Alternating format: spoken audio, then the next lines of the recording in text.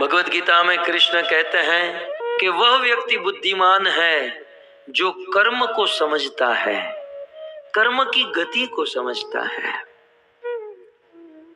कृष्ण ने कहा बोद्धव्य कर्मणो ही अपि बोद्धव्यम, बोद्धव्यम विकर्मण, अकर्मणो ही अपि बोद्धव्यम, गहना कर्मणो गति ही।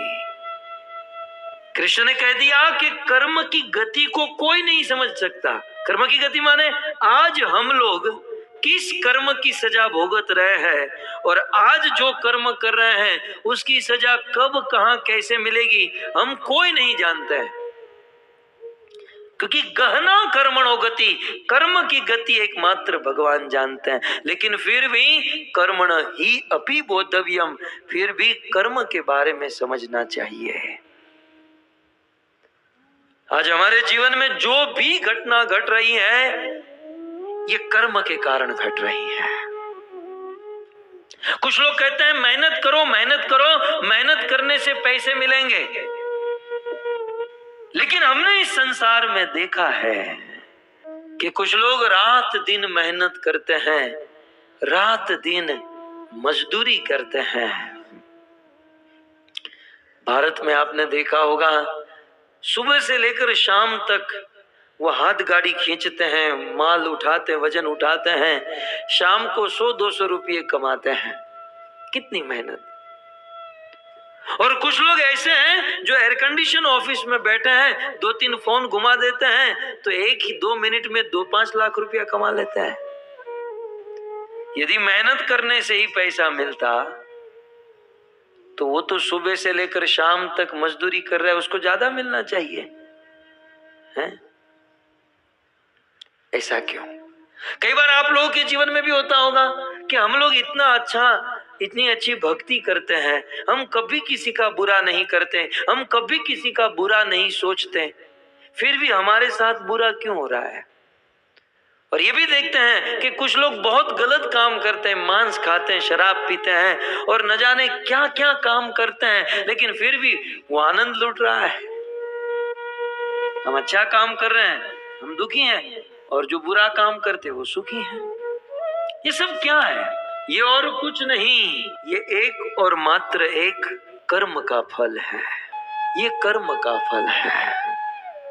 भगवत गीता में कृष्ण कहते हैं कि प्रत्येक कार्य की एक प्रतिक्रिया होती है। Every action have equal and opposite reaction. तो हर एक कार्य की एक प्रतिक्रिया होती है। आप कोई बॉल फेंको, जितनी जोर से फेंकोगे उतना ही रिबाउंस होकर आएगा। अब जो भी कार्य कर, एक बात समझ लीजिए, जो भी हम कार्य करते हैं उनकी एक प्रतिक्रिया अवश्य होगी। कुछ कार्य ऐसे हैं जिसकी प्रतिक्रिया तुरंत होगी, कुछ कार्य ऐसे हैं जिसकी प्रतिक्रिया 5 मिनट के बाद होगी, कुछ कार्य ऐसे हैं जिसकी प्रतिक्रिया 5 साल के बाद होगी, कुछ कार्य ऐसे हैं जिसकी प्रतिक्रिया 5 जन्म के बाद होगी। ऐसा मत समझिए हम बुरा काम करते हैं तो हमें तुरंत फल मिलेगा, नहीं। कर्म के फल में अंतर होता है, कभी तुरंत कभी फास्ट। जैसे आप खराब पानी पियो तो तुरंत रोग नहीं होगा, 2-5 वीक के बाद आपको जॉन्डिस या कुछ होगा, है ना। आप मोबाइल का बिल ना भरो तो तुरंत आपको दंड नहीं मिलेगा, 1 महीने के बाद, और फिर नहीं भले तो 3 नोटिस और फिर आगे, तुरंत नहीं होता। लेकिन अभी आप नीचे उतर कर किसी स्कूली को एक जोर से थप्पड़ मारो, तुरंत उसका रिजल्ट आएगा। ये ऐसा कर्म है जिस तुरंत रिजल्ट। सभी कर्मों के रिजल्ट में अंतर होता है, कोई तुरंत मिल जाता है, कोई कुछ समय के बाद, कोई कुछ सालों के बाद, कोई कुछ जन्म के बाद। इसलिए वो कृष्ण ने कहा ना कि गहना कर्मणो गति, कौन से कर्म का फल कब कहां कैसे मिलेगा ये कोई नहीं समझता, लेकिन कर्म का फल तो अवश्य मिलेगा। जैसी करनी वैसा फल, आज नहीं तो निश्चित कल, वो तो अवश्य मिलेगा। तो कुछ लोगों का ये प्रश्न है कि हम इतना अच्छा काम करते हैं, किसी का बुरा नहीं करते, बुरा नहीं सोचते हैं, फिर भी हमारे साथ बुरा होता है। और कुछ लोग बुरा करते हैं लेकिन वो बड़े सुखी हैं। इसका कारण ये है कि हमने पूर्व जन्म में कुछ बुरा किया होगा,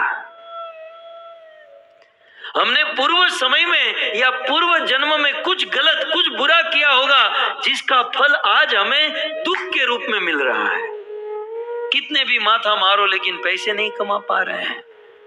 देखते ना, कुछ लोग कितने बुद्धिमान होते हैं, कितना ज्ञान होता है, लेकिन कोई पैसा नहीं, कोई इनकम नहीं। और कुछ लोग तो मैं सोचता हूँ ये कैसे पैसे कमा लेते होंगे। चौथा माला ही नहीं होता है, बुद्धि नहीं होती है, लेकिन कर्म का बादशाह होता है। हम लोग कर्म के नौकर है, वो अच्छा कर्म लेकर आया है। नहीं तो विचार करो, यदि कर्म का कोई सिद्धांत ही न होता है ना, तो एक ही दिन में 2 बालक का जन्म हुआ। कुछ लोग कहते हैं ना, मेहनत करने से सब मिलता है, बस पुरुषार्थ तो ये करो वो करो। हाँ, 2 बच्चे एक ही दिन में 2 बच्चों का जन्म हुआ। एक बच्चे का जन्म कोई धनी परिवार में, अंबानी परिवार में हुआ समझो,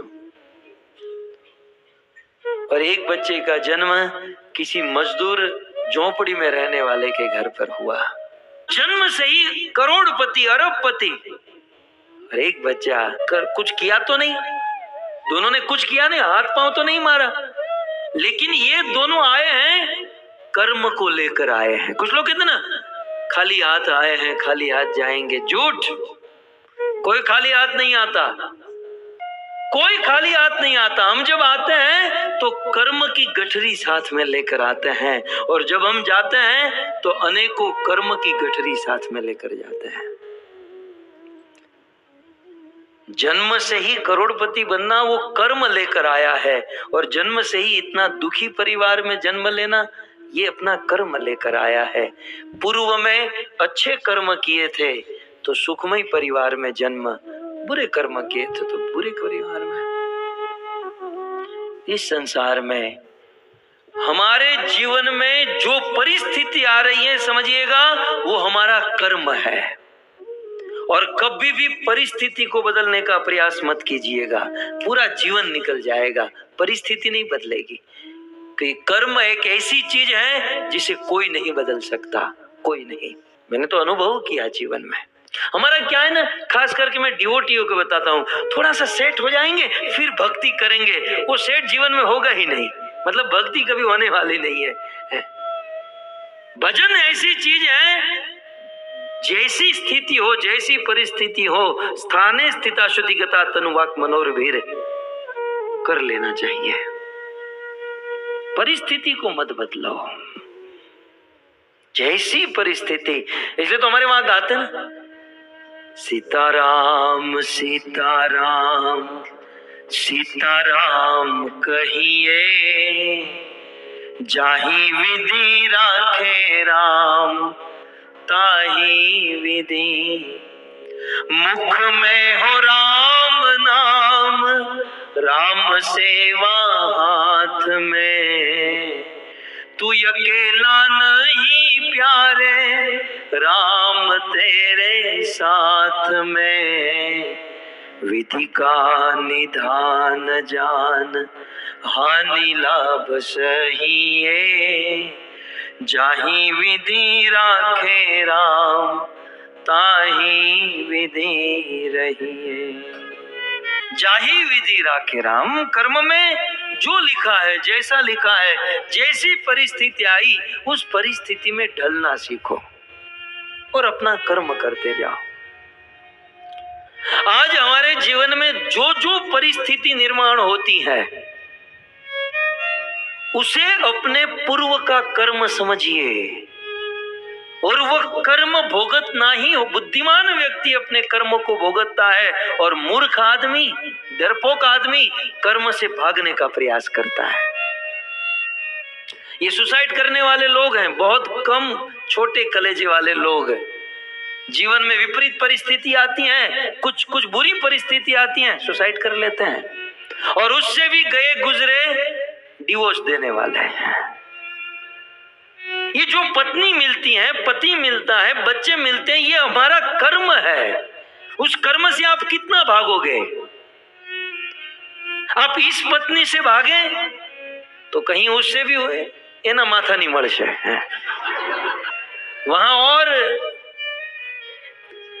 क्योंकि वो पत्नी आपकी परेशानी नहीं है। वो पत्नियों के लिए कहूं, पति आपकी परेशानी नहीं है, आपकी परेशानी आपका कर्म है। ये जो दुख आ रहा है वो तो मात्र माध्यम है, एक मात्र इंस्ट्रूमेंट है। रामायण में बहुत सुंदर कहा गया, काहू न को सुख दुख कर दाता, निज कृत कर्म भोग सब भ्राता। दुनिया में किसी की ताकत नहीं है कि कोई किसी को दुख दे सके या सुख दे सके। हमारे जीवन में सुख और दुख हमारे कर्म का फल है, हमारा अपना कर्म। हमने कुछ ऐसे कर्म किए होंगे जो हमारे सामने परिस्थिति आई, बुद्धिमान व्यक्ति उस परिस्थिति को भुगत देता है। उसे भोग तो, उसे खत्म करो। यह है कर्म। भगवद गीता में कृष्ण ने 3 प्रकार के कर्म कहे। ये तो कर्म का तो बहुत बड़ा चैप्टर है, संक्षिप्त में मैं आपको कहूं तो 3 प्रकार के कर्म हैं। एक है सिंपल कर्म, जिसे स्वाभाविक कर्म कहते हैं, अर्थात सुबह उठना, नहाना धोना, एक सरल स्वाभाविक कर्म होता है। दूसरा है विकर्म। विकर्म का अर्थ होता है पाप। विकर्म माने पाप। प्रकृति का जो रूल है, नियम है, या भगवान ने जो नियम बनाया उस नियम से विरुद्ध चलना, इसी का नाम है पाप, और इसी को विकर्म कहते हैं। ऐसा विकर्म, बुरा कर्म करने वाले भविष्य में बहुत दुखी होते हैं। तो एक है कर्म, कर्म को आप सकाम कर्म भी कह सकते हैं, पुण्य कर्म भी कह सकते हैं। एक है पाप कर्म और एक है पुण्य कर्म। कभी कभी कुछ लोग सोचते हैं कि हमने पाप किया है तो थोड़ा सा पुण्य कर लेंगे तो हमारा पाप खत्म हो जाएगा। कभी नहीं, ऐसा सोचना भी मत। ये कर्म का और एक पॉइंट मैं आपको दे रहा हूं। विकर्म, कर्म के द्वारा विकर्म को कभी नहीं काटा जा सकता, क्योंकि पाप करना कर्म है, पुण्य करना भी कर्म है, और कर्म से कर्म को कभी काट नहीं सकते। गोस्वामी तुलसीदास जी ने कहा कि मल से मल को धो नहीं सकते, शराब से शराब के नशे को उतार नहीं सकते, वैसे पुण्य से पाप को काट नहीं सकते। आपने पुण्य किया है उसका भी फल भुगतना होगा, पाप किया है तो उसका भी फल भुगत, दोनों किया है तो दोनों का फल भुगतना हो। कुल मिलाकर यह है कि कर्म किसी को नहीं छोड़ता। कर्म की गति बड़ी सूक्ष्म है। समय का अभाव है, नहीं तो एक एक पॉइंट में आपको समझाता। आप समझदार हो, समझ रहे हो, आप तो केवल चेक करने आए हो, बाकी आपको तो ज्ञान है ही पहले से। तो कर्म की गति बहुत सूक्ष्म है। जो भी हो रहा है जीवन में, जब भी कोई अघट घटना घटे तो भक्तों एक बात ध्यान में रखिएगा, किसी को दोष मत दीजिएगा। इतना सीख जाओ, जीवन में कोई मन से विपरीत घटना हो जाए, अघट घटना हो जाए, कोई दुख प्रॉब्लम आ जाए, किसी को दोष मत दो। दोष देना चाहते हो अपने कर्म को दोष दो। भागवत में वर्णन है कि ध्रुव को जब उनकी सौतेली माँ ने उठाकर पटक दिया, निकाल दिया, तब ध्रुव की माँ ने ध्रुव को इतना ही कहा कि बेटा बेटा तुम स्वप्न में भी यह मत सोचना कि तुम्हारी सौतेली माँ ने तुम्हें दुख दिया है। नहीं, दुनिया में कोई किसी को दुख नहीं दे सकता बेटा। ये दुख आज जो हमारे जीवन में आया है वो हमारे ही कर्म का फल है। कभी ना कभी, कहीं ना कहीं हमने कुछ किसी का बुरा किया होगा जो आज बुरा फल बनकर हमारे पास आया है। भारतवर्ष की एक माँ का ये उपदेश था। हमें भी हमारे जीवन में यह सोचना चाहिए कि कोई हमें दुख हमारा कर्म दे रहा है, हमारे पूर्व का बुरा कर्म जो आज दुख बनकर आता है। और ब्रह्मा ब्रह्म संहिता में कहते हैं कि इंद्र से लेकर चींटी तक सब लोग अपना अपना कर्म भोगत रहे हैं। सब लोग, इंद्र से लेकर चींटी तक सब लोग अपना अपना कर्म भुगत रहे हैं और कर्म से कोई मुक्त नहीं हो सकता। जीवन में अच्छा कर्म या बुरा कर्म, जैसे बुरा कर्म होता है ना वैसे अच्छा कर्म भी होता है।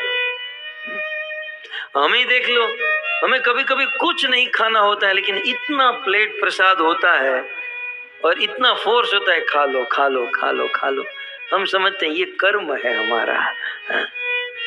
और कभी कभी भूखे पेट सो जाना, कभी कभी ऐसी जगहों पर कथा होती है भूखे पेट सो जाना पड़ता है, कर्म है। नहीं तो विचार करो कि लोगों के पास करोड़ों रुपये हैं, भोजन की कोई कमी नहीं है, लेकिन स्प्राउट खाते हैं, डाइटिंग चल रही है। अब संसार तो देखो किस प्रकार का है? और जो बेचारे मजदूर हैं, जिसको भूख लगती है, जिसको कुछ खाने के लिए चाहिए, उसके पास भोजन नहीं है। ये सब कर्म है भक्तों, कर्म को समझिए।